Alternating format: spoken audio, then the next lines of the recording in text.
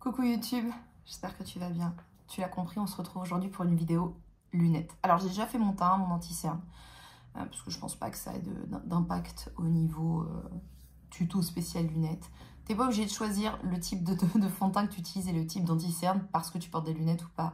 C'est très important aussi. Premier conseil que je vous donne si vous portez des lunettes et que vous voulez vraiment que ce soit le plus harmonieux possible, choisissez une paire dans laquelle vous êtes bien. Aujourd'hui, des lunettes, c'est fun. C'est aussi un truc qui est essentiel pour que vous puissiez voir, apprécier votre vie.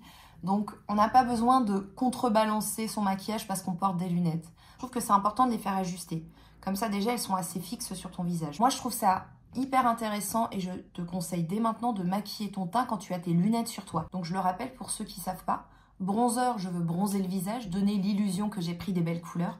Contouring, donc tu vois la différence? On dirait presque que c'est plus sombre ou un peu plus gris. Si tu te dis ça quand tu regardes un produit, ça veut dire que c'est idéal pour le contouring. Le contouring, on n'est pas là pour donner l'impression qu'on revient des Bahamas, on veut juste sculpter le visage.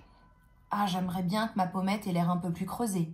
Je veux utiliser ce produit qui va donner cette lueur un petit peu grisâtre, qui va créer visuellement quelque chose qui se rapproche plus du nombre. Je vais commencer par cette tonalité, je vais en mettre sur toutes les faces du pinceau. Donc déjà, toujours prendre en considération les parties de visage qui restent, qui ne sont pas cachées par tes lunettes. Tu vois, moi par exemple, encore autre chose, j'ai une frange. Je me maquille jamais énormément le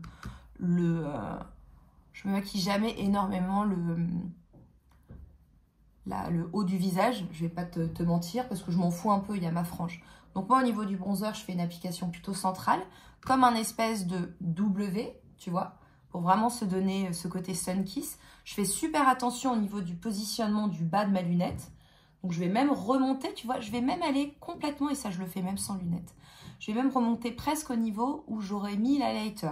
Bien sûr, c'est avec un pinceau fluffy, on en met très peu. Le but d'un bronzer, c'est que ce soit très aéré, très diffusé. Si jamais je sais que ce jour-là, je vais faire aussi mes petites taches de rousseur, et ben tu vois, juste au-dessous de cette partie-là, je vais appuyer un petit peu pour donner ce côté un petit peu coup de soleil. Je vais prendre un pinceau plus petit.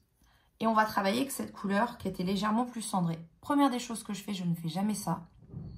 Je fais plutôt un haut avec ma bouche, comme si je sifflais. Et là, je vois apparaître des ombres que j'ai naturellement. Et tu vas me dire qu'est-ce qu'on fait si jamais on a un visage très rond. Il faut que tu pousses avec ton doigt. Et si tu sens tes molaires, tu vois, là je sens mes dents qui sont au-dessus, c'est que tu es au bon endroit. Et là, je vais faire ressortir ce que j'ai déjà. Le contouring, c'est aussi regarder ce qu'on a déjà. Même quand on pense qu'on n'a pas de creux dans ses joues, c'est pas parce que vous ne le voyez pas que ça n'existe pas. Tu vois, et avec ce pinceau qui est un pinceau Smith, c'est le 112, je vais faire ressortir ces creux que j'ai naturellement ici. Tu peux aussi travailler le contouring de plusieurs façons, il n'y a pas que comme ça. Tu vois, par exemple, là, à la façon dont sont positionnées mes lunettes, je vais travailler vraiment. Ce qui est pratique, c'est que la branche, ça va être le haut de ce que je vais faire. Je ne vais pas aller au-dessus. Maintenant, ce que je te conseille, même si tu positionnes tes produits lorsque tu as tes lunettes, ce que je te recommande, notamment pour le placement du blush, le placement du contouring, c'est vraiment une très bonne idée. On m'a souvent fait la réflexion, je trouve que j'ai le dessous des yeux très sombre avec des lunettes. Tu sais pourquoi? Parce que les verres, parfois, obstruent toute la lumière que tu peux prendre.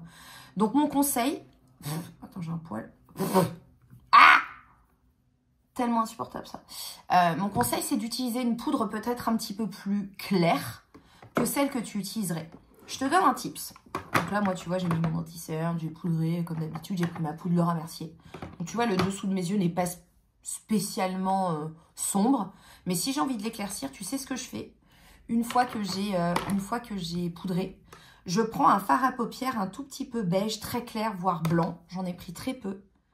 Et je vais en mettre par-dessus. Tu n'as pas besoin d'aller jusqu'au ras du cil.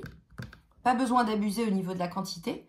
Et ça, même si sans lunettes, je vais trouver que c'est un tout petit peu trop clair, ça va contrebalancer ce côté un petit peu sombre que moi, je pourrais observer quand je vais remettre mes lunettes. Et parfois, ça t'aide à gagner un petit peu de clarté sous les yeux. Et vous allez me parler des fameuses taches ici. Je me fiche du nombre de conseils que vous voyez sur TikTok ou sur Instagram. Laissez-moi vous dire la vérité. Il n'y a rien qui va empêcher votre maquillage de bouger à cet endroit-là. C'est comme si toute la journée, tu avais tes deux doigts appuyés comme ça. Non seulement vous n'êtes pas mort, du coup votre corps est chaud, donc il va bouger le make-up même sans lunettes. Et en plus, vous avez la pression de cette matière plastique qui appuie tout le temps. Mais quelque part, ce que j'expliquais sur TikTok, c'est que t'enlèves pas tes lunettes toute la journée. Tu les enlèves pour les nettoyer. Donc c'est pendant ce moment-là, on va éventuellement capter que tu as une trace. Mais en vrai, si tu portes des lunettes, c'est que tu en as besoin, donc personne ne va le voir. Il n'y a que toi qui es obsédé par le fait que ça fait des traces, mais personne ne les voit, les traces, si tu portes tes lunettes. Si tu portes tes lunettes, c'est que tu en as besoin. Donc, vous voyez ce que je veux dire? Ça m'a... I was confused. I was confused. Et là, tu vois, par exemple, si je regarde et je te dis, moi, il faut que je les fasse rajuster, elles ont tendance à glisser. Si je regarde mon visage et que je veux mettre mon blush, d'ailleurs, où est-ce que je l'ai mis? Attends, j'en ai un très beau, toujours de la marque Kaleidos. Alors, ils n'ont pas du tout payé cette vidéo. D'ailleurs, même pas le nom de la couleur, je vois pas. On dirait un dupe un peu du Dior. Donc là, si j'en prends un peu, je reprends le même pinceau. Je vais essayer de l'appliquer. Alors, si je le mets là, il va un peu tomber sur cette partie un peu cachée par les verres. Et si je le mets trop bas, bah, ça va faire tomber mes joues. Donc là, tu vois, je vais le mettre entre les deux. Voilà, comme ça. Tu vois, ça ne me dérange pas de manger un petit peu pour que ça se voit un tout petit peu sous le cadre de mes lunettes. Mais en tout cas, même si tu n'as pas les mêmes lunettes que moi, le faire quand tu as déjà tes lunettes, c'est vraiment le top. Et ensuite, on va swiper un petit peu pour faire un petit blending ici, pour que j'ai pas une boule de rose. J'ai déjà fait une tache, ouais, j'ai déjà fait une tache, c'est incroyable. Ensuite, on va mettre un petit peu d'highlighter. On va mettre l'Aurore Beauty que j'adore. Le Mesmerize, d'ailleurs, c'est vraiment une couleur que je pensais pas aimer parce que c'est un rose gold. Et j'aime aussi beaucoup le mélanger avec le Unlighten, qui est vraiment cette couleur cristal assez claire. Je vais prendre un petit pinceau. Voilà. Et pareil au niveau de l'highlighter, je vais vraiment regarder quelle est la zone qui ressort quand je tourne, qui n'est pas cachée par le cadre de mes lunettes, qui n'est pas en dessous et pas complètement. Donc là, pareil, je vais passer un peu comme ça. Et voilà. Donc, au niveau des yeux, bon, déjà, ça dépend de ton style personnel de maquillage. Tout le monde ne se maquille pas pareil, lunettes ou pas. Donc là, tu fais absolument comme tu veux. Moi, je vais te montrer un truc un peu basique que je ferai. Bon, bah déjà, il n'y a pas de secret, tu es obligé d'enlever tes lunettes. Mon conseil, c'est à chaque fois que tu as fini une étape, tu remets tes lunettes et tu regardes. Je te conseillerais de toujours aussi laisser cette partie-là quand même vierge de couleurs assez sombres. Par exemple, si tu veux vraiment faire des smokies qui remontent de ouf, ou vraiment des maquillages un peu plus artistiques, et tu sais qu'à cet endroit-là, tu vas mettre des couleurs médium, voire foncées, c'est dead.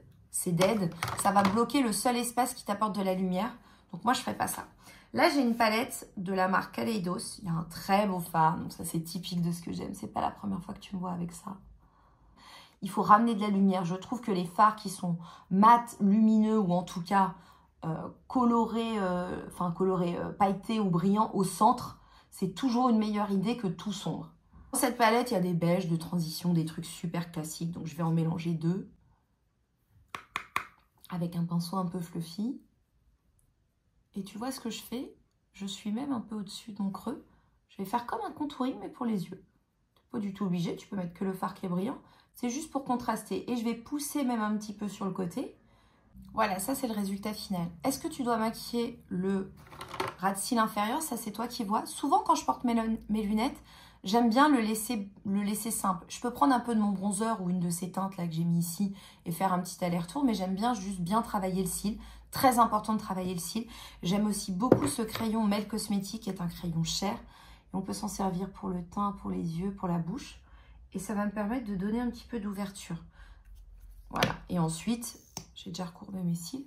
Je vais travailler mon mascara et je vais surtout bien accentuer la définition.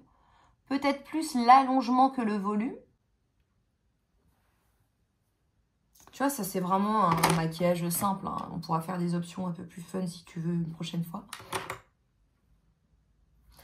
Bien sûr, je pourrais maquiller ma bouche légèrement. Oui, je vais certainement le faire. Puis je vais me coiffer aussi parce que je ressemble à rien, as usual. Donc là, c'est un baume repulpeur Sephora. Et voilà, c'est à peu près tout. N'hésite pas aussi, une fois que tu as appliqué tes produits, teint, bronzer, etc. On se fait un dernier petit check. On prend un pinceau propre et on enlève bien l'excédent. Tu vois, là, je suis très contente. J'ai bien poudré ce matin. J'ai très peu de dépôt. Tu vois, il n'y a rien sur ce pinceau. Donc, j'enlève le trop-plein. Je prends une poudre compacte. Moi, vraiment, j'aime beaucoup celle de Charlotte Tilbury, mais prends celle que tu as. Je suis sûre qu'il y en a d'autres qui sont très bien. Par contre, ce que j'aime bien faire, c'est pouvoir voilà, rééquilibrer peut-être, tu vois, ici, à cet endroit-là. Là, juste pour fondre un petit peu toutes les zones ensemble. Je vais bien vérifier que la zone centrale, elle est bien mate pour que ça fasse propre. Et voilà. I am ready. À bientôt!